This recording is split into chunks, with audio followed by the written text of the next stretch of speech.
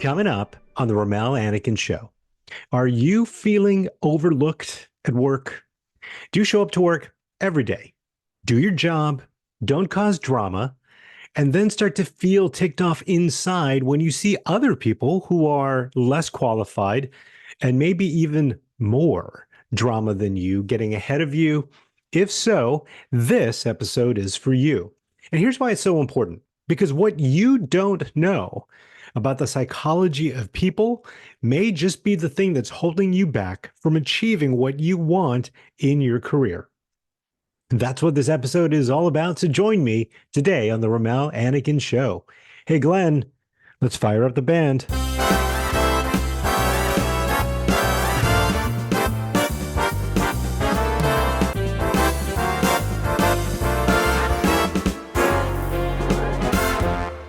Yes, welcome to the Rommel Anakin Show. I'm Rommel Anakin. Thank you for tuning in to this episode. This podcast is all about helping you have the kind of relationships that make your life better and helping you have better relationships so that you can have a better life. And so this episode is all about helping you have a better life at work, to help you have a career that is fulfilling, that is meaningful, and yeah, also, you know what, profitable for you, right? There's a reason we're working, because we want to make money, because we need to make money. Have you seen the price of eggs lately? Don't get me started. Don't get me started on that. So here's the thing. One of the things that perplexed me quite a bit in my career is that I always seem to be the guy lost in the shuffle. You know, someone that I think everyone liked, everyone who that everyone felt was a solid citizen, okay, but not someone that stood out as a rising star or a can't miss person, right? To get promoted or to get those new opportunities or those new things. Like, I just was kind of there. And that always confused me because in school, like I was the guy on a stage. You know what I mean? Like I was always in front of a microphone or I mean, I was literally out in front of the band. I was the drum major of my high school band. I know my cool factor may have just gone significantly down, but it was an incredible band and a great experience. You know, I was voted most likely to succeed several times. In a lot of ways, I definitely was not incognito or inconspicuous during my school career. Then I hit the workforce and boom, I just disappeared. And, you know, I remember my jobs, I found myself wondering why I always seemed to be the one talked to, or why it often seemed that my bosses were disappointed in me, even when I wasn't doing poorly. May not have been a superstar, but even when I wasn't back of the class, bottom of the barrel, I always seemed to be the one that was getting talked to, the one that was getting in trouble. And then I'd look at my numbers and look at the performance and go, well, it's okay. Right. And so it would really frustrate me. And even when I achieved some success, when I got the promotions or some new opportunities, I still found myself like the odd man out. Can you relate? I remember once meeting with a group of managers to make a collective decision on a few employees that we were considering promoting to a supervisory position.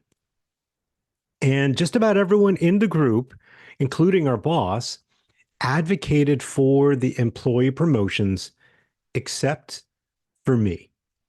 And I remember in this meeting, and I can still see it, we're in an average nondescript conference room, you know, in corporate America.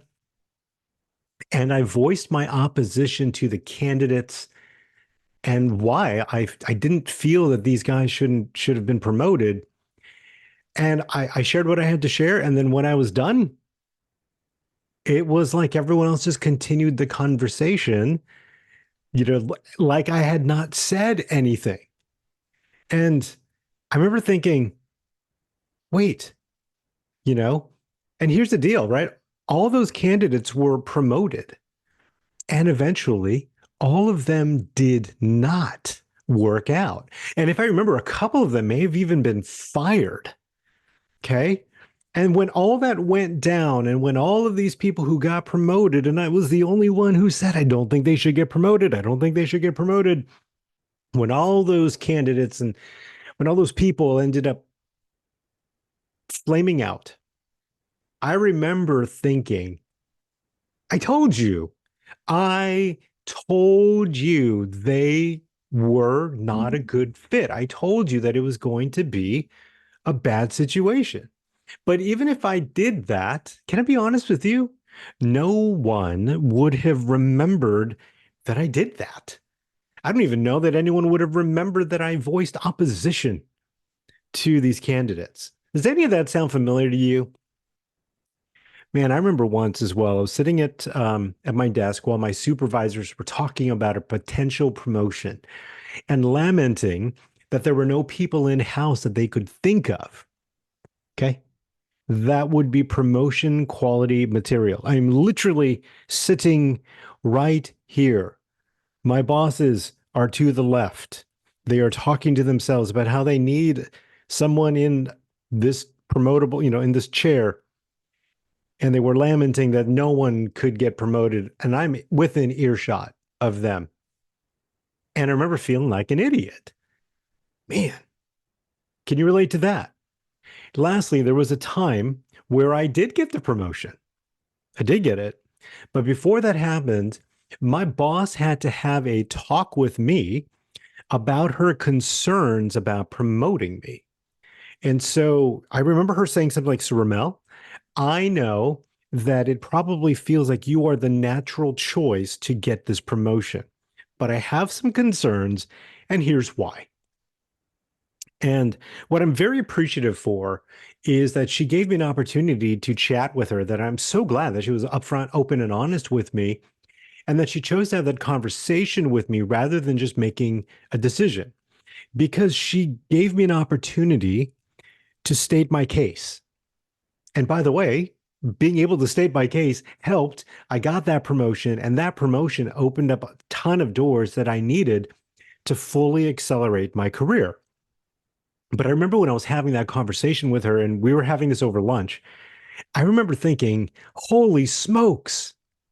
And that may not have been the actual verbiage I was thinking in my mind, but it's a family friendly show. So we're going to go with holy smokes. We're thinking, holy smokes, are we playing the same song again? Are you kidding me? I felt overlooked again. Again, very grateful that I got the promotion, but I was really bummed that I had to have that conversation because I was overlooked. And I will say this, thankfully, that conversation with my boss opened up my eyes, and it made me realize that I needed to change something if I didn't want to keep being overlooked in my career. I was tired of being lost in the shuffle. Right? I was tired of being misunderstood.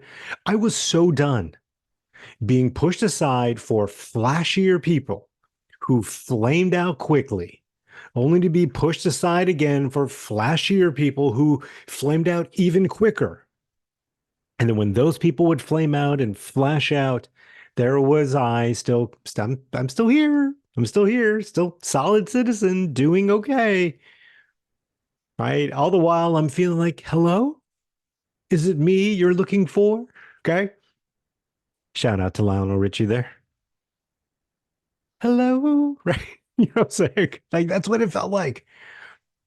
So, friends, if you've been battling feeling overlooked and forgotten at work, I'm going to share some things that helped me accelerate my visibility, my credibility, help build up some authority, which ultimately helped me accelerate my career to the point that I was able eventually to build a six-figure speaking and consulting business today, and to be able to do the things that I do today, to travel around the country and work with incredible clients, to be the go-to expert on communication and relational leadership and persuasive selling. Like it's been an incredible journey. And today I'm enjoying the fruit of the things I'm about to share with you, which helped me go from lost in the shuffle, overlooked, manager literally feet away, talking about how we wish we had someone to promote. And I'm sitting there going, I'm right here. Hello. Hello. Right. Totally overlooked. I'm going to share all of those big tips that I think are going to be very, very helpful for you if you're feeling constantly overlooked at work. And we're going to get to those big tips right after, you got it, the coffee break. Hey, friends. So if you are just catching this show for the first time, I usually take a coffee break right in the middle of an episode, and I invite you to join me. If you're a coffee drinker, let me know what kind of coffee you're drinking. If you're drinking a tea or a soft drink or other kind of beverage, share that as well. And let's take this coffee break together. So today's coffee is a new one-ish for me. I just tried it out over the weekend, and it is Cameron's Smooth Coffee Breakfast Blend. And let me give you a little bit of background. And so, one of the things I'm responsible for at church is I'm one of our assistant pastors, but I'm also in charge of making sure that there is coffee for our people. And let me just tell you, our people take coffee seriously. Okay, they take the coffee seriously. They need to have the coffee, and then they take it seriously. So we just moved into a new facility, and so previous to this, I'd been buying coffee from Starbucks and bringing that over. But now we're in a facility where there's a kitchen, and we're able to brew coffee. And so this past Sunday was the first Sunday where I was brewing some coffee again in many, many years for the group. And so I found this Cameron's Coffee on Amazon, and it's their breakfast blend. And so if you've ever tried this coffee, I'd love to know what you think of it. Um, here's what they say about the breakfast blend. It is a light roast. So on a scale of 1 to 10, it is right at the light, right? So it's a 1. From a flavor on a scale of 1 to 10, from mild to bold, they rated a 4 on their website. And for sweetness, they've got that at a 8, it looks like. I've also got my abundance mug, and this is a reference to John 10:10 in the New Testament of the Christian Bible. And if you're familiar with that scripture, it's just where Jesus says, I've come to give life and life more abundantly. So I've got my cup of abundance today, and here's the Cameron's coffee.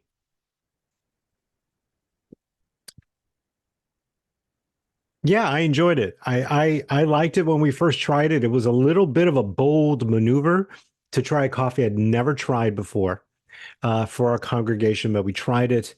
And I'll be honest with you, once we figured out what the ratios were for everything, it was good. So this was, I think, the third batch that we made where we got all the ratios down and everything. So try that. Cameron's Coffee. This is the breakfast blend, so it's a light roast. If you've tried this, let me know what you think. If you've never tried it, go find it and let me know what you think of Cameron's breakfast blend. All right, so now that I have my coffee, I am ready to give you some of the practical ideas that I think are going to be really, really helpful for you. And so the first thing I want to tell you is I want you to succeed, right? I really do. And so before the break, I said that I would share some ideas which ultimately help me accelerate my career, help me go from unseen to seen, right? To go from struggling to successful, to go from kind of lost in the crowd to being a go-to speaker and strategist for thousands today.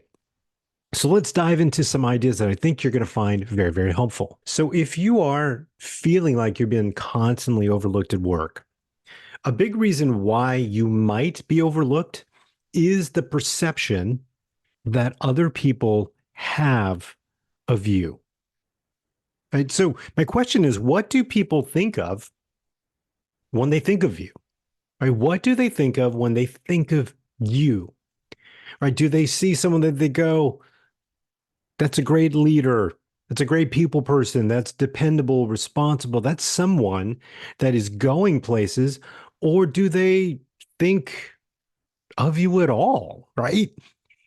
So what do people think of when they think of you? Do they even think of you? And then what you want to do, and it's the same journey I had to go on, is to think about the components that make up people's perception of you, whether you agree with their perception or not. So if you're feeling overlooked at work, it is often because people's perception of you is working against you and not working for you, right? And there are a few components that could be contributing to that. And obviously, with the for the purpose of our time here, I don't have the ability to go through all of the factors of it, but I do want to highlight some big picture ideas for you. So I want to start with the obvious. Sometimes what negatively impacts your perception in the eyes of others, sometimes what keeps you hidden and overlooked, or what keeps people hidden and overlooked at work, is their performance at work. Right. So my question for you is this: is your performance what it needs to be? Okay. And so here's a very simple way to do it. On a scale of 1 to 10, how would your boss rate your performance? Okay. Not what you would rate it, but what would your boss rate your performance? Like when you look at your key responsibilities, your key performance indicators, the stuff you're supposed to do, would your boss say, crushing it, or you're crushing us because of poor performance? I mean, really just thinking about it, scale of 1 to 10, how would your boss rate your performance? And when you come up with that score, and if that score is not where you want it to be, my question for you is this: what do you need to do to increase your performance, to actually increase productivity, increase efficiency, increase your conversion rates, increase your leadership effectiveness, right? Increase your revenue? What do you need to do to increase your performance?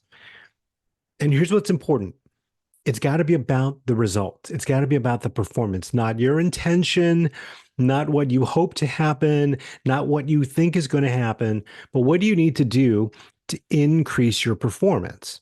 Even if you don't think you should have to do those things, okay? Just really marinate on it, think about it. If that score is not where you want it to be, or if your boss would rate you lower than you would want your boss to rate you, what would you need to do to increase that score? What does that look like, sound like, and feel like? And if you've got a bunch of thoughts that are coming to mind right now, get them all down on paper. And then here's my challenge for you: find the one thing. Find the big thing that if you did that one, it would create the biggest difference right away. So sometimes if you're being overlooked, friends, I hate to say it, it's about performance. It might be about performance. That's how it was for me. One of the big reasons why I was overlooked is when I started in this position, I was extremely underwhelming at my main responsibility. So I was good at a lot of different areas, but in the main thing that they needed me to do, wasn't as good. And that mindset set in, that perception set in. And even as I started to improve in the areas, because some of that mindset had stuck, I could feel that lid being put on me because of what other people's perception of me was. So it's very important to think about: what do people think of when they think of you? Your perception, part of that is your performance. And so how would you rate your performance? Most importantly, how would your boss rate your performance? And if that score is not where you think it should be, what do you need to do to increase your performance? Now, the second thing that can often cause you to feel overlooked at work, or to be overlooked at work, may be all about your relationships with people.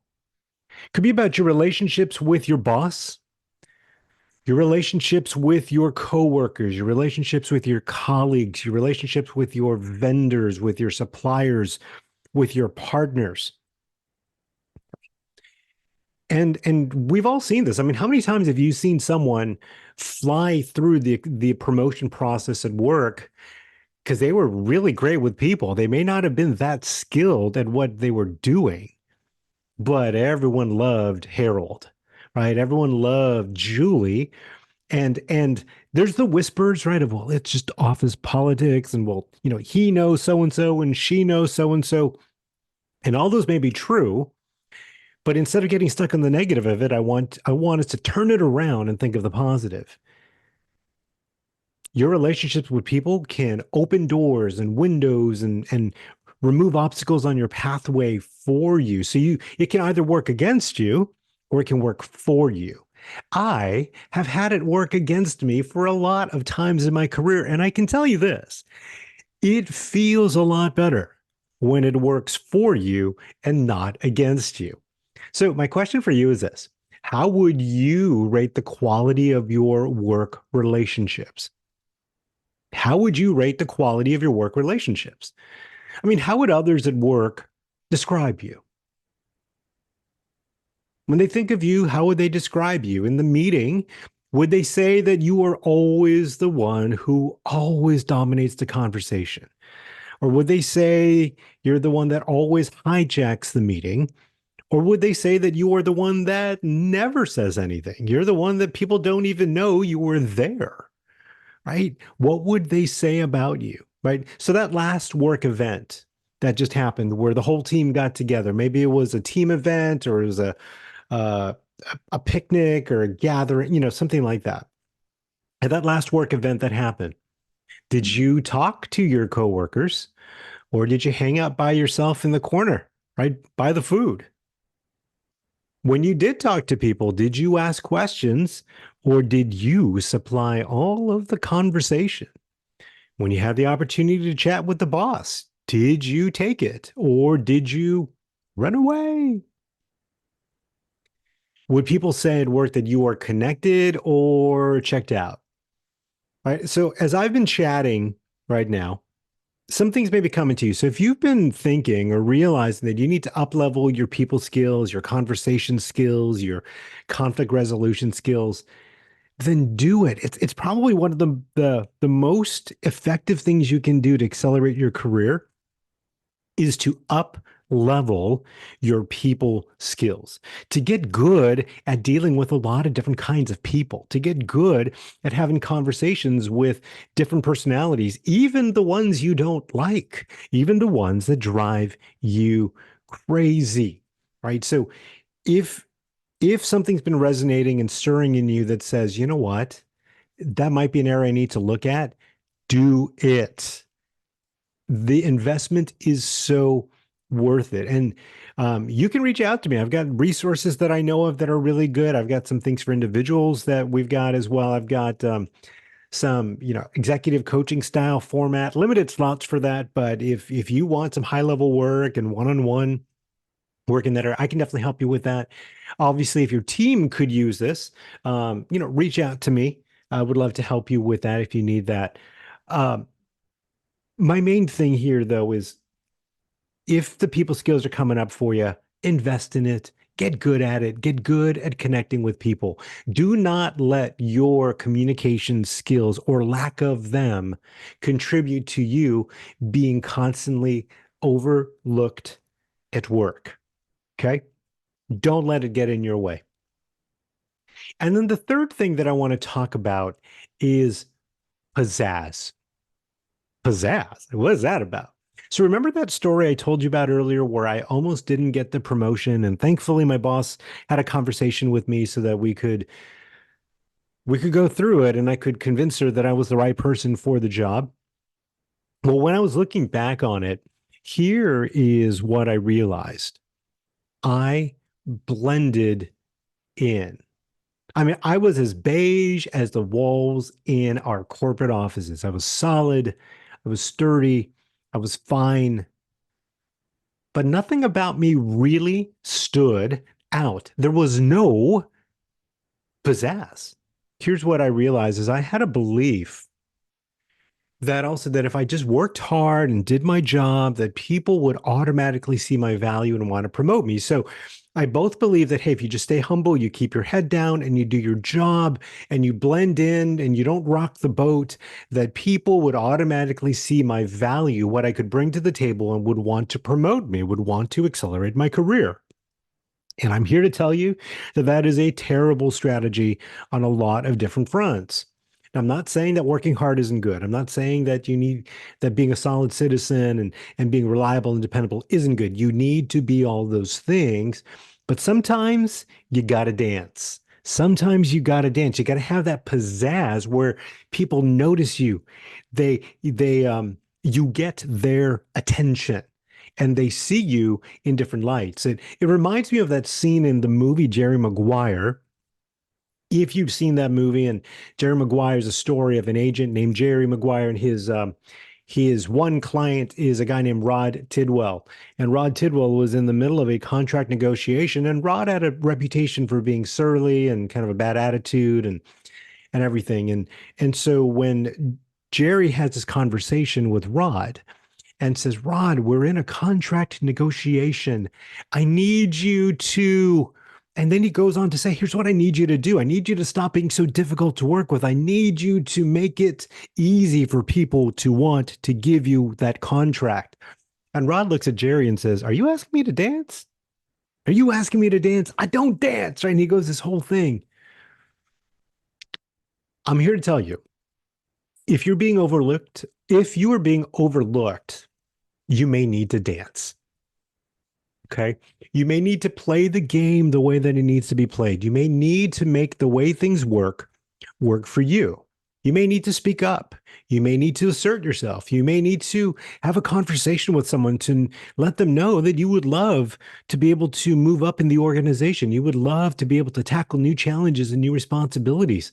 They may not know. You might need to up level your performance. You might need to, at your next um, company gathering, to be the one in the middle and saying hi to people and engaging and moving towards people. Or at the meeting, you might need to be the one sharing or making sure people know that you are there.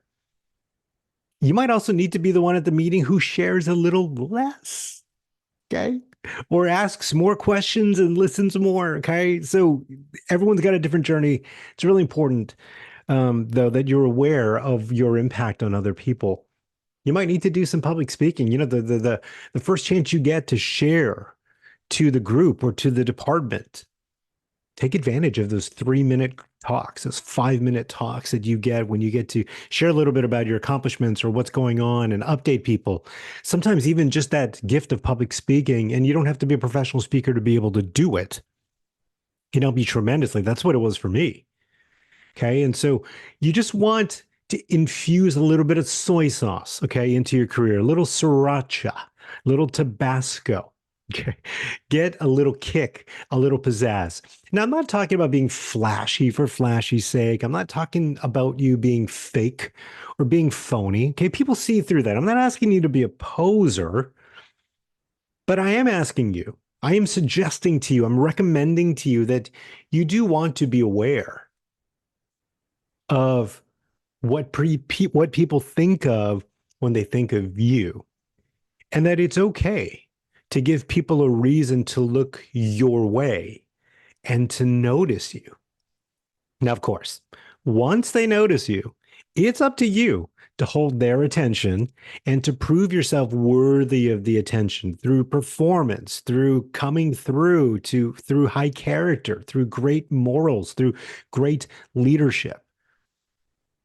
But if they never look your way, you might never get that opportunity to prove that you're really a good leader. You may never get that opportunity to prove that you should be the one that should lead the sales team, or you should be the one that tackles that high profile project if they don't look your way. So what we talked about today was, number one, if you're feeling overlooked at work, guys, you want to be aware of your perception. What do people think of when they think of you? And three things that can really affect your perception in the eyes of the people who can accelerate your career. Number one is performance. So you want to make sure that your performance is what it needs to be. Number two is people. So you want to make sure that you have the right kind of relationships and that you know how to connect with a variety of different people at work. And the last big idea was sometimes you got to put a little bit of soy sauce into your resume, into who you are. And you need to zhuzh it up a little bit so that people look your way, so that you get their attention and they notice you. Lastly, I do want to share this before we wrap up. If you've done all this, if you've done all that you can, you've tried out all that you can, your performance is incredible. You're pizzazzing it. You are zhuzhing it up all that you can, and you relate really well to people, and you're still stuck. You're still overlooked, and you're still frustrated. Then you know what? It might be time for a change. Now, sometimes a fresh start and a change of scenery can do wonders for your career. And here's what's really cool about this, friends. If you take what you've learned and apply it to your new job, you could start from day one in that new job to create your professional brand in your new organization and write a new story. Because I want you to succeed. I don't want you to feel constantly overlooked at work, right? Your life has meaning and purpose. Your work has meaning and purpose. And absolutely, I am rooting for you to have the kind of job, the kind of career that you just feel like I am crushing it. I am in my sweet spot. And I love doing what I do. I believe in you. You have what it takes. Now go do it. Now go do it. So here's what I'd love to know, friends. What did you find most helpful from this episode? What did you find most helpful? If you're watching this on YouTube, drop it in the comments below. And if you're listening to this on your favorite podcast platform, find me on social media, like on Instagram at Rommel Anakin. Shoot me a DM. Let me know what you found most helpful from this episode. And as always, before we go, I would love to say a blessing over you. If you share my faith, amen. And if you don't share my faith, I hope you're able to receive this simply as a blessing over you today. So friends, may the Lord bless you and protect you. May the Lord smile on you and be gracious to you. May the Lord show you his favor and give you his peace. This is the Rommel Anakin Show, and we'll see you next time. Hey friends, if you liked this show, will you do me a solid and like it, comment, subscribe, and share it with a friend. Thank you so much for supporting the show.